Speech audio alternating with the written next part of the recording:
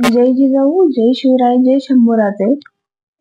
शंभूबा म्हटलं तरी तुमच्या आमच्या आणि कोणाच्याही डोळ्यात पाणी येईल असं त्यांचं जीवन राहिलेलं आहे.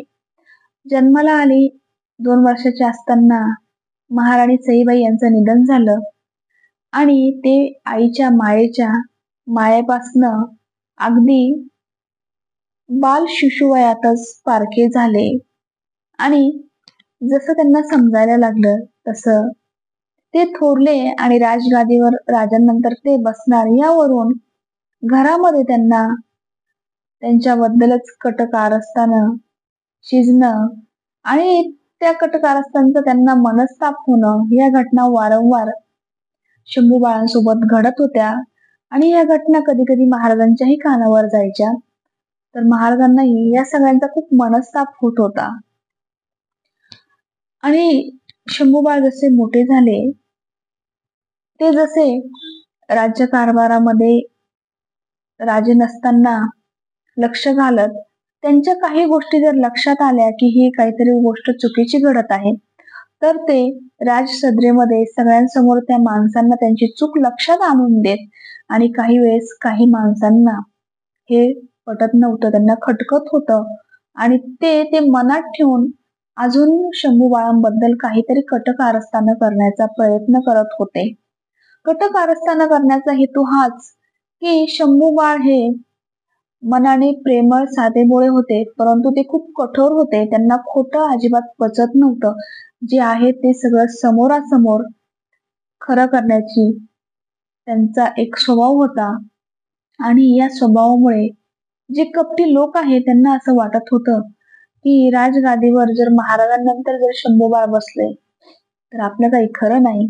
म्हणून त्यांनी असे काही काही कटकारस्थानं अगदी गोदावरीचं प्रकरण घ्या किंवा काही कलावंतीन बायका किंवा म्हणजे कसं शंभू बाळांना महाराजांच्या नजरेमध्ये खाली बघायला लावता येईल किंवा लोक त्यांच्याकडे बोट करतील असं ते कटकारस्थानं दरबारामध्ये रंगवत होते. आणि काही लोकांनी तर जहागिऱ्या मागितल्या होत्या मोठ्या मोठ्या आणि शंभू बाळांनी त्यांना स्पष्ट नकार दिला होता. म्हणून त्या लोकांनी एवढा राग मनामध्ये धरला आणि ते जातीला मातीला स्वराज्याला विसरून जो औरंगजेब आपल्या स्वराज्यावर चालून आला होता तो शंभू बाळांचं जे अगदी शिवशंकरासारखं अकराळ विक्राळ जे त्यांचं युद्धाचं स्वरूप होतं ते सर्व बघून तो वापस जात होता. तर आपल्याच मातीतले आपल्या स्वराज्यातले काही कुत्रे त्यांनी फेकलेल्या तुकड्यांवर भाळले आणि अक्षरशः आपल्या राज्याचा युवराज त्यांना धोक्यात ठेवून खोटं बोलून पकडवून दिलं आणि असल्या लोकांमुळे आपल्या शंभू बाळांना जिवंतपणे 41 दिवस मृत्यू यातना भोगावा लागल्या. जन्माला आल्यापासून शेवटच्या क्षणापर्यंत शंभू बाळांना प्रेमापेक्षा आणि आधारापेक्षा मनस्ताप आणि त्रासच खूप दिलेला आहे आणि तोही आपल्या अगदी जवळच्या माणसांनी.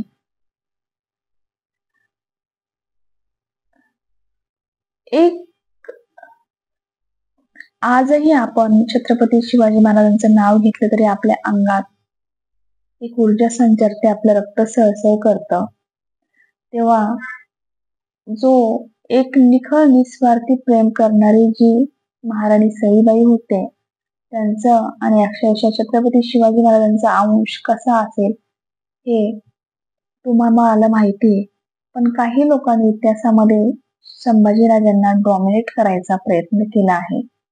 पण शंभूबाळ हे आमच्यासाठी काय होते हे नालायक जी लोक आहे जे त्यांना डॉमिनेट करतात त्यांना सांगायची गरज नाही.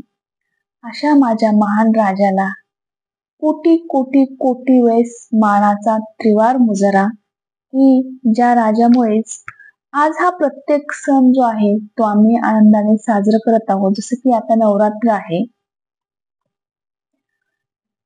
नवरात्र असो, दिवाळी असो, प्रत्येक सण खूप छान पद्धतीने आपण साजरा करत आहोत आणि एक ताठमाने आपण आपलं जीवन जगत आहोत, ते फक्त आणि फक्त आपल्या शंभू बाळांमुळे. तेव्हा जय शंभूराजे.